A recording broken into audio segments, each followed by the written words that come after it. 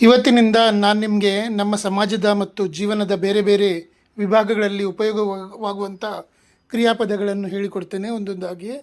First ಶಿಕ್ಷಣ ಎಜುಕೇಷನ್ನಲ್ಲಿ ಯಾವುದೆಲ್ಲ ಕ್ರಿಯಾಪದಗಳು ಬರ್ತವೆ ನೋಡೋಣ. ಅಭ್ಯಾಸ ಮಾಡು ಅಂದರೆ ಪ್ರಾಕ್ಟೀಸ್.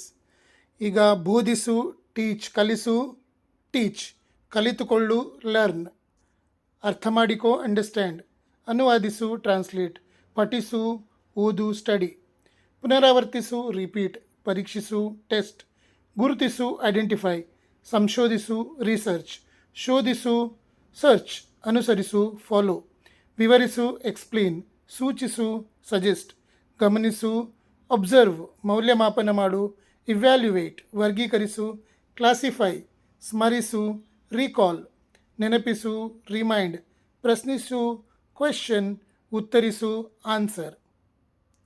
ಅದೇ ಥರ ಪ್ರವಾಸ ಟ್ರಾವೆಲ್ನಲ್ಲಿ ಯಾವುದೆಲ್ಲ ಕ್ರಿಯಾಪದಗಳು ಯೂಸ್ ಆಗ್ತವೆ ನೋಡೋಣ.